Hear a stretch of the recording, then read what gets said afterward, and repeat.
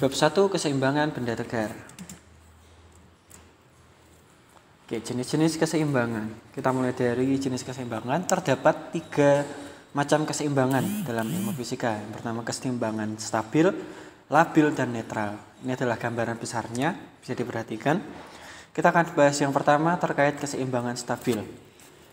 Keseimbangan stabil merupakan keseimbangan yang dialami benda apabila dipengaruhi oleh gaya atau gangguan kecil pada benda, tetapi benda tersebut akan segera kembali ke tempat keseimbangan semula. Bisa diperhatikan dia bolak-balik, maka dia bisa dikatakan kembali ke tempat semula, seperti itu. Nah, untuk keseimbangan labil hampir sama dengan keseimbangan stabil, tetapi perbedaannya adalah dia tidak akan kembali ke titik semula.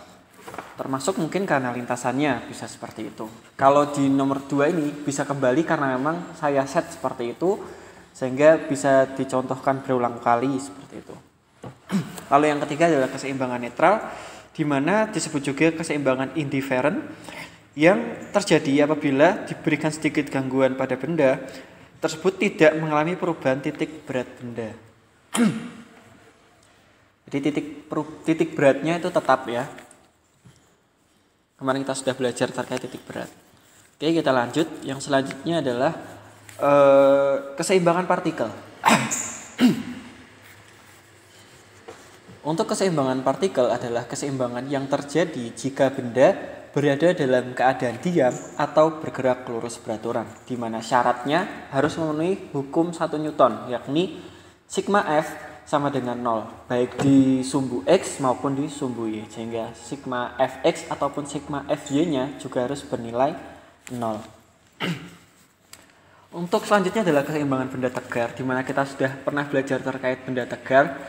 Inti dari keseimbangan benda tegar, selain adanya translasi, juga ada gerak rotasi, sehingga keseimbangannya juga dipengaruhi oleh torsi, di mana translasi itu adalah persyaratan seperti ini, sigma F sama dengan 0 seperti yang tadi, ditambah dengan keseimbangan rotasi, yakni sigma tau atau sigma torsi sama dengan 0. Lalu untuk penerapan perhitungannya sendiri adalah pada misalnya bola menggelinding di bidang datar. Ini ada bola menggelinding, lalu kita analisis geraknya yang berlaku pada benda tersebut. Yang pertama ada W, yang kedua ada N atau gaya normal, lalu ada F besar dan F kecil, di mana F besar itu gaya utama dan F kecil itu adalah gaya gesek antara bola dengan bidang datar. Kita tinjau secara mendatar, di mana ada F besar dan ada F kecil atau gaya gesek. Maka F besar dikurangi F kecil sama dengan M dikali A atau massa dikali percepatan. Lalu tinjauan yang kedua adalah tinjauan gerak secara vertikal, di mana ada gaya berat dan gaya normal. Ada gaya normal yang ke atas, gaya normal ke bawah. Kita anggap yang normal itu positif karena ke atas dan W negatif karena arahnya ke bawah. Sehingga N min W atau N min MG sama dengan 0. Lalu yang ketiga adalah tinjauan secara gerak rotasi, di mana benda apabila berotasi maka dia terdapat nilai torsi atau momen gaya yang sama dengan I dikali alfa. Lalu kita punya model seperti ini pada gerak bola menggelinding di bidang datar.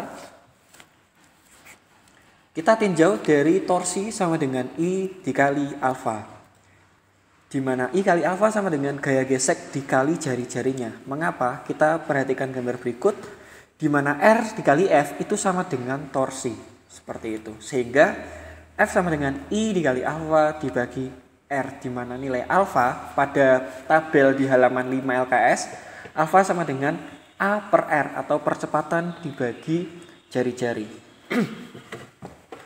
Silahkan dibedakan antara alfa dengan A itu apa. Lalu didapatkan nilai F sama dengan I A per R kuadrat. Atau gaya gesek sama dengan momen inersia dikali A per R kuadrat. Nah, lalu selanjutnya kita pun punya model seperti ini. Lalu kita tinjau F min F gesek atau gaya gesek sama dengan M dikali A atau massa kali percepatan. Di mana nilai gaya gesek bisa kita substitusi dengan nilai I A per R kuadrat, seperti itu. Lalu kita pisahkan dan didapatkan nilai percepatan bola menggelinding di bidang datar adalah sebagai berikut. Silahkan di pause jika membutuhkan. Untuk bola menggelinding di bidang miring bisa diperhatikan sendiri di buku halaman 12 LKS. Oke. Kita lanjut ke materi selanjutnya adalah tentang momentum sudut. Di mana setiap benda yang bergerak itu pasti memiliki nilai momentum. Nah, khusus untuk benda yang bergerak juga berotasi, pasti dia juga memiliki nilai satu lagi, yakni momentum sudut. Pada gerak linear, momentum dikenal dengan P kecil sama dengan mv, sedangkan pada momentum linear, momentum sudut dikenal dengan L seperti itu. Di mana nilainya adalah momentum dikali jari-jari, maka sama dengan M kali V dikali R. Di mana V pada tabel di halaman 5 LKS, V sama dengan omega dikali R, sehingga disubstitusikan ke persamaan tadi, sehingga L sama dengan M omega R dikali R, sehingga sama dengan M R kuadrat omega. Sedangkan kita tahu bahwa nilai mr kuadrat itu adalah sama dengan momen inersia atau I. Oke. Nah, ini adalah mr kuadrat itu adalah I. Sehingga nilai L bisa kita nyatakan sebagai momen inersia dikali omega atau I kali omega.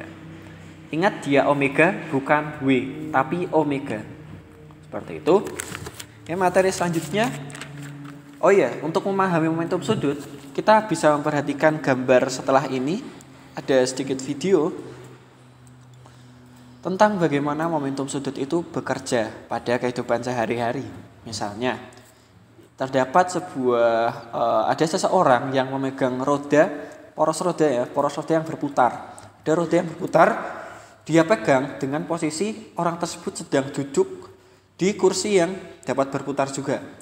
Maka efeknya adalah ketika orang tersebut memegang roda secara horizontal, maka dia akan ikut bergerak berputar sesuai dengan arah roda. Seperti itu. Lalu selanjutnya yang terakhir adalah hukum kekekalan momentum sudut. Di mana pada intinya momentum sudut pasti akan selalu bernilai tetap apabila tidak terdapat gaya dari luar. Di mana hukum tersebut berbunyi I omega sama dengan I aksen omega aksen. Di mana I omega adalah sebelum terjadi perubahan dan I aksen omega aksen adalah terjadi setelah perubahan. Untuk memahami hukum kekekalan momentum sudut, kita dapat memperhatikan video berikut. Yang pertama adalah terdapat bola, ya, kita anggap ini adalah bola. Ketika bola memiliki jari-jari besar, maka kecepatan linear atau kecepatan bola tersebut berputar akan lambat. Tetapi ketika bola tersebut jari-jarinya diperkecil, maka kecepatannya akan bertambah atau menjadi sangat kencang. Nah, itu adalah salah satu penerapan hukum momentum sudut. Lalu selanjutnya ada contoh pada penari balet ice skating, ya. Kita perhatikan penari tersebut ketika meregangkan tangannya, kecepatannya bisa dihitung lambat. Berbeda ketika penari tersebut meletakkan tangannya di dada. Kecepatannya menjadi sangat cepat. Nah, itu adalah salah satu lagi penerapan hukum kekekalan momentum sudut di kehidupan sehari-hari. Oke, untuk materi bab 1 bisa dinyatakan selesai dan kita akan segera ulangan harian. Sampai jumpa.